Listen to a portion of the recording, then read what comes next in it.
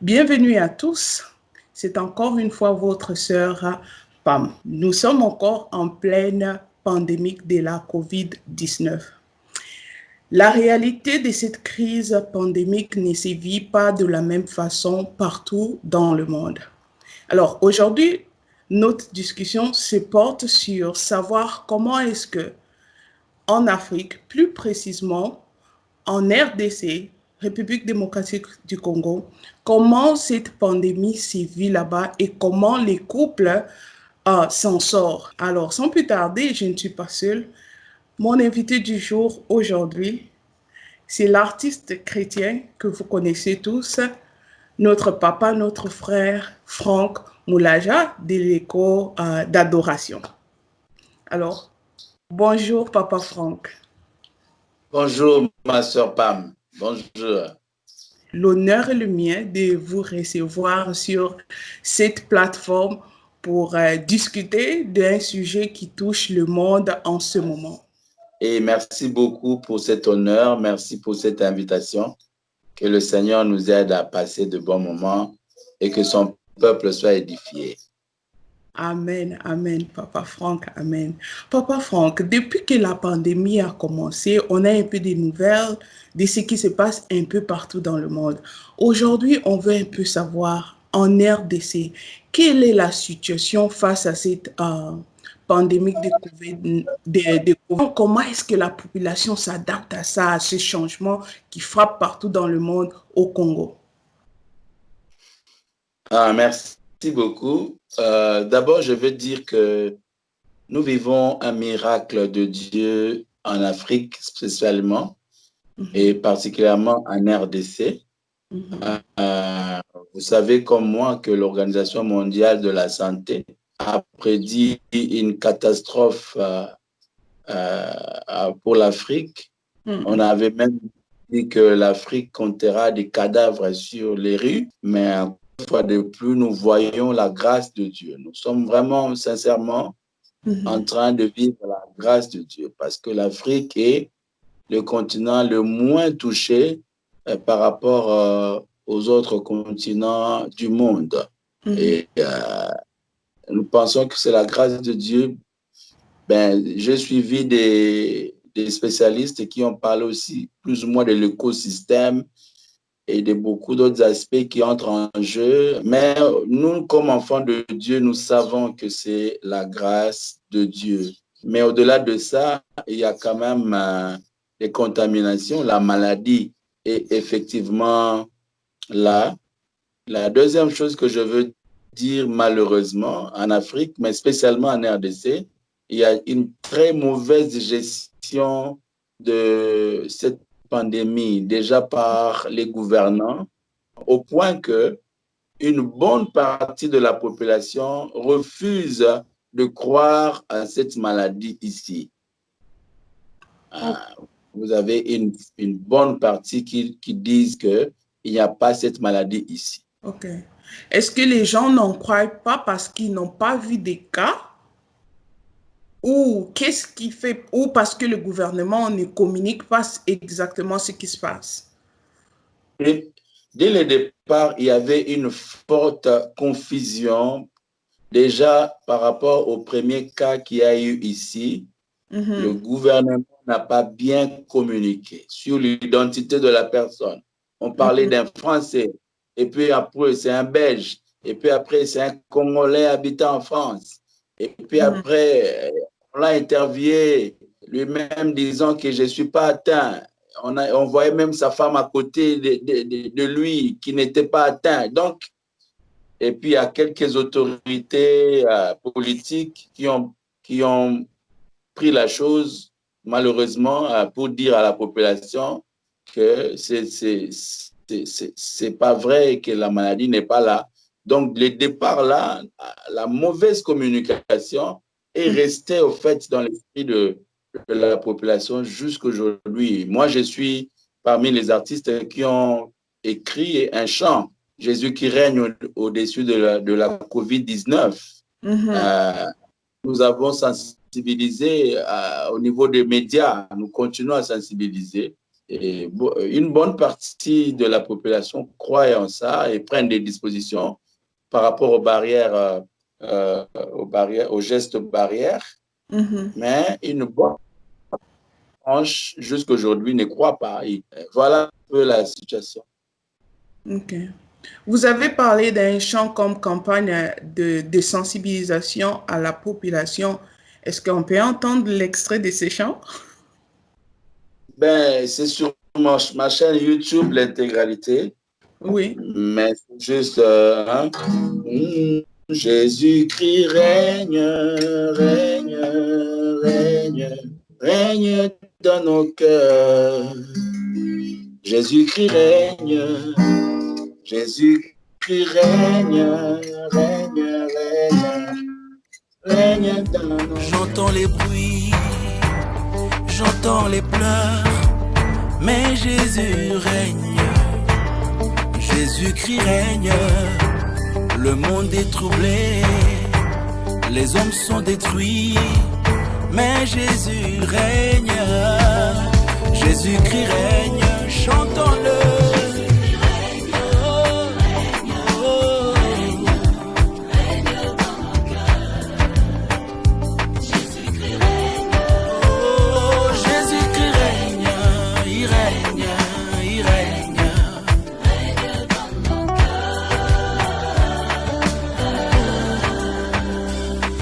Va bien, même quand tout va mal, lui Jésus règne, Jésus-Christ règne, au-dessus de tout, du coronavirus, lui Jésus règne, Jésus-Christ règne, assis sur son trône, il règne à jamais, oui Jésus règne.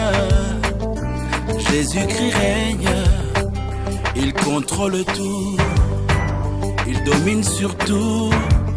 Oui, Jésus règne, au-dessus de tout, des fléaux. Lui, Jésus règne.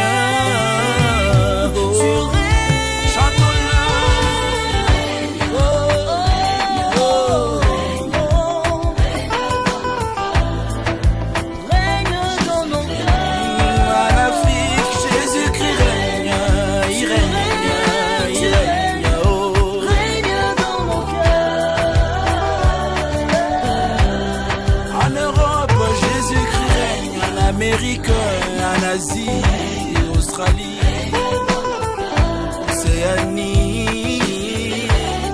Oh, oh, oh, oh.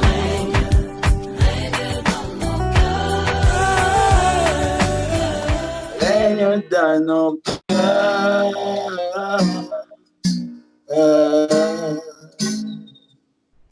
Amen, amen. Réellement, il règne. Il règne. Voilà. Il règne dans nos vies. Que Dieu soit loué. J'imagine qu'on ne peut même pas parler de mesures de confinement au Congo. Si, en fait, on a confiné, ici à Kinshasa, on a confiné la commune de Gombe, qui était la première commune qui était atteinte de manière grandement ici. Et c'est cette commune jusqu'aujourd'hui qui reste confinée.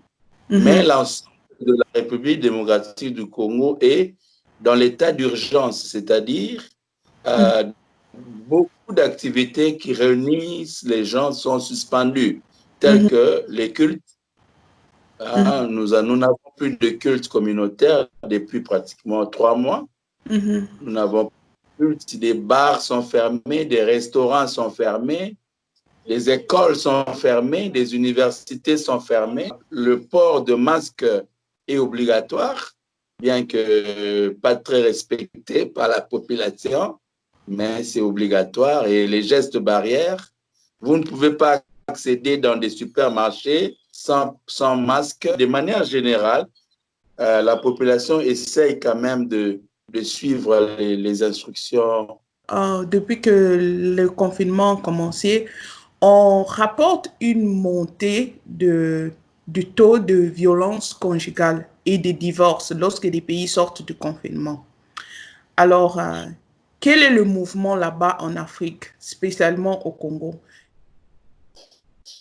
Bon, vous savez déjà que nous ne sommes pas très forts en enquête ici.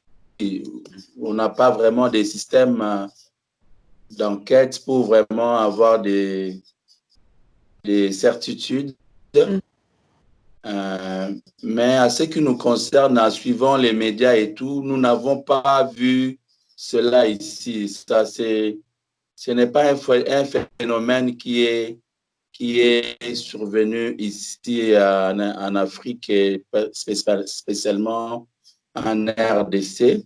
Néanmoins, COVID-19 ou pas, c'est une réalité qu'on voit que dans la communauté des artistes chrétiens, le divorce frappe. Quelle peut être la cause de cela, à votre avis? Bon, je pense la première cause, c'est l'ennemi, malheureusement. Vous savez, la Bible dit veillez, car votre adversaire, le diable, rôde tout autour de vous comme un lion rugissant, cherchant à dévorer. Donc, le diable n'a jamais aimé les enfants de Dieu de manière générale, mais aussi les serviteurs de Dieu en particulier, des pasteurs comme des chantres.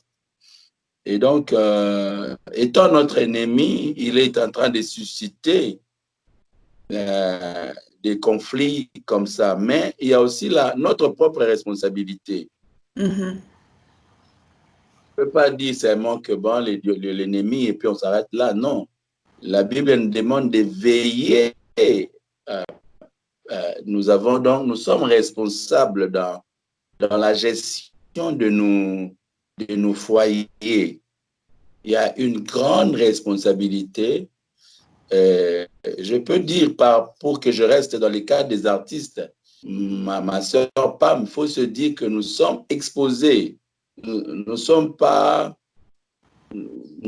vraiment au fond. Vous savez que l'artiste est considéré comme un génie, comme un créateur, comme un inspirateur, comme un extra humain. Donc, et donc, cela attire les regards. Il faut se le dire. Cela attire les regards. Et nous sommes tentés, il faut se le dire, tentés de plusieurs manières, par ceux qui nous voient, par ceux qui nous admirent, par ceux qui voient nos cantiques et tout. À nous de gérer tout cela, à nous de gérer tout cela. Et, mais aussi à nos femmes, à ceux qui sont avec nous, de comprendre aussi le fait qu'il ne s'agit pas des hommes tout court. Donc, cette bonne gestion du foyer aidera les foyers des couples chrétiens et des artistes chrétiens. OK. Donc, si je m'appuie sur vos réponses, c'est la gestion vraiment du fait qu'on devient une figure publique. En tant qu'artiste, il faut savoir gérer. Il faut savoir gérer cela parce qu'il y a la tentation.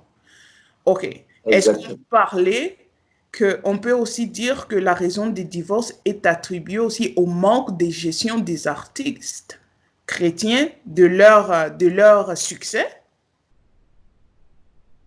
En tout cas, à un grand pourcentage, oui. Un grand pourcentage. Bon, maintenant, je ne sais pas. Il y a chaque divorce que nous assistons a ses causes.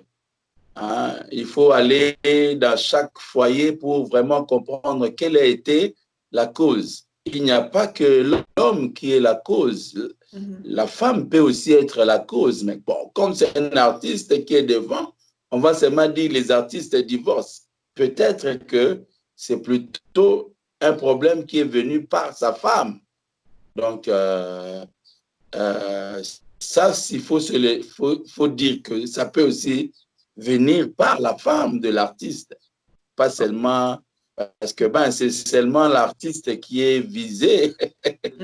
Dans tout le cas, en ce qui nous concerne, il faut bien gérer notre carrière, bien gérer, entre guillemets, le succès que Dieu nous donne et savoir vraiment se discipliner pour ne pas tomber dans des pratiques qui vont amener les divorces plus tard. OK.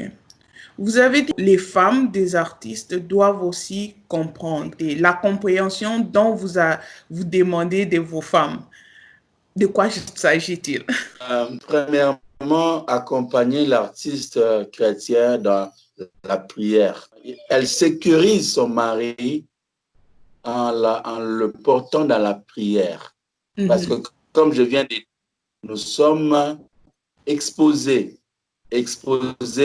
à des attaques. Il y a certaines séductions qui peuvent arriver.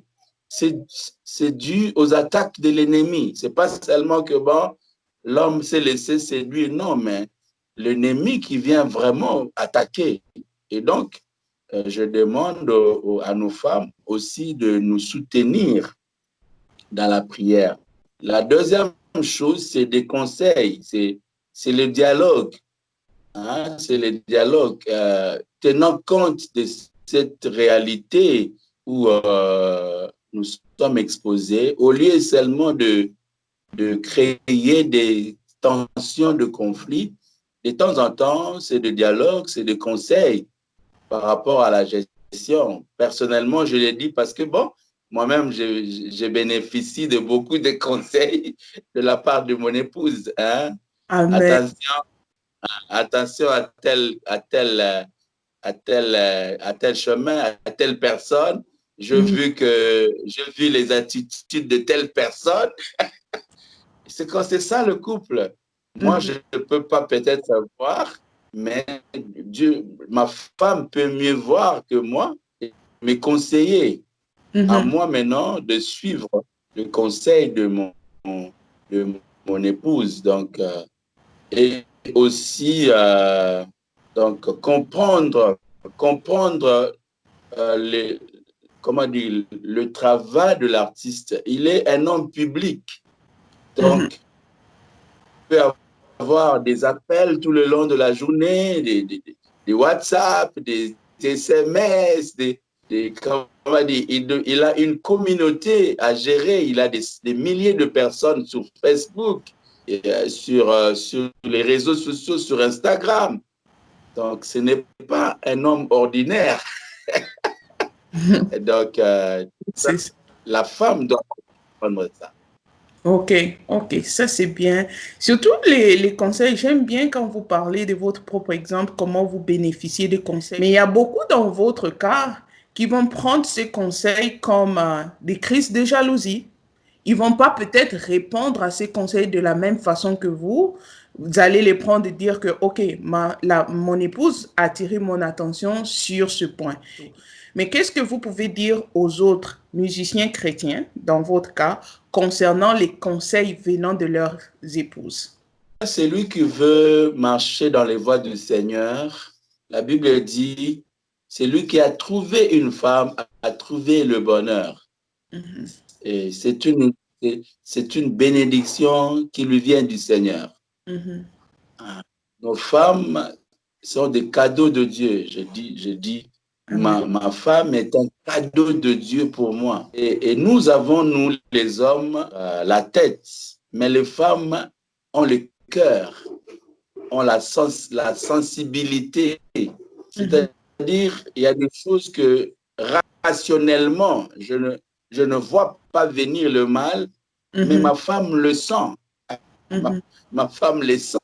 Moi, dans la tête, je réfléchis, je vois que il n'y a rien de mal. mais elle est sombre. Donc, un homme qui veut garder son foyer dans la voie du Seigneur doit vraiment apprendre, peu importe, même si on le classe dans le titre de crise de jalousie, certes, beaucoup d'autres interventions de nos femmes, les interpellations sont aussi dues à cette crise-là. Elles se trompent aussi, hein? Mais il faut toujours les écouter. Il faut toujours les écouter et pour tamiser. Ce n'est pas tout ce que la femme dit qu'on doit suivre, mais on va tamiser, on va dire, et puis on pourra la convaincre pour dire non, là, l'impression que tu as, ce n'est pas ça. Cette relation nous sert de ça, de ça, de ça.